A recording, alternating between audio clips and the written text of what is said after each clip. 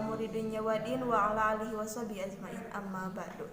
Pertama-tama marilah kita panjatkan puja-puji syukur kehadirat Allah yang Maha Ghafur, dan tak lupa salawat beserta salam semoga tetap tercurah limpahkan kepada junjungan kita yakni Habibana wa Nabiyana Karim Kanjeng Nabi Muhammad sallallahu alaihi wasallam. Pada kesempatan kultum kali ini saya akan menyampaikan kultum yang berjudul Beriman dikala sendiri. Ketika kita sendirian, apa yang kita lakukan? Sendiri itu adalah ujian untuk kita. Sendiri itu adalah sesuatu yang terkadang kita tidak banyak melakukan kebaikan. Ketika kita sendiri, seringkali kita tergoda oleh setan-setan yang berbuat maksiat. Ketika kita sendiri, kita terkadang mempunyai pemikiran yang tidak-tidak. Sementara salafus sholih terdahulu, mereka lebih takut kepada Allah di saat sendirian daripada ketika di hadapan orang lain. Maka kewajiban kita agar kesendirian kita tidak berubah menjadi malapetaka, kita harus membekali hati kita dengan rasa takut kepada Allah Subhanahu wa taala. Kenapa? Karena banyak orang yang bertakwa kepada Allah ketika terlihat orang banyak. Banyak orang yang dia meninggalkan kemaksiatan ketika dilihat orang lain. Tapi ketika dia sendirian, kita tidak peduli dengan batasan-batasan Allah Subhanahu wa taala, memuji orang yang takut kepada Allah di saat mereka sendirian. Allah berfirman, A'udzu billahi minasyaitonir rajim. Bismillahirrahmanirrahim. Innal ladzina yakhshawna rabbahum bil ghaibi lahum maghfiratun wa ajrun kabir. Shadaqallahul adzim. Yang artinya, sesungguhnya orang-orang yang takut kepada Rabb mereka di saat mereka sendirian, bagi mereka ampunan dan pahala yang besar. Ketika seseorang lebih takut kepada Allah di saat dia di hadapan manusia, tapi ketika di saat sendirian dia tidak takut kepada Allah. Ini yang dikhawatirkan. Kenapa demikian? Yang dikhawatirkan adalah kalau ternyata ia wafat dalam keadaan kesendiriannya tersebut. Dan terkadang Allah pun menguji hambanya di saat mereka sendirian dengan maksiat di mata mereka.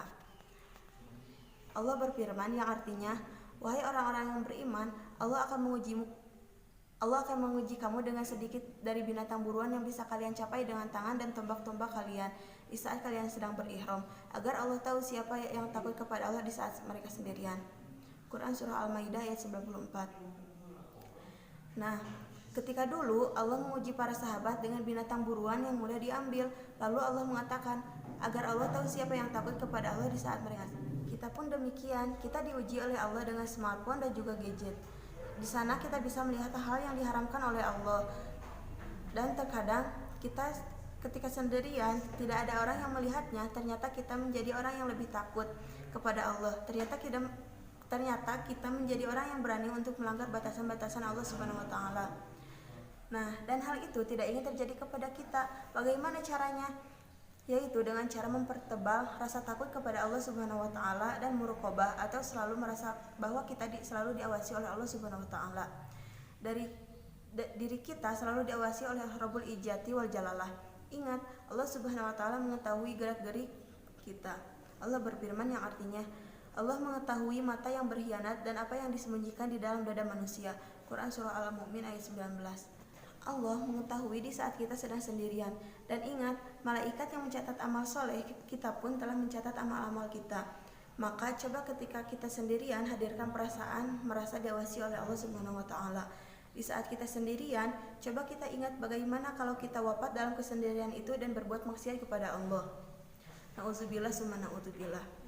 Bagaimana ketika kita sendirian? Saat kita kesendirian lebih takwa kepada Allah, berarti itu menunjukkan akan ketakwaan kita yang luar biasa. Semoga kita termasuk orang-orang yang bisa memanfaatkan kesendirian kita untuk hal yang diridhoi Allah Subhanahu wa taala.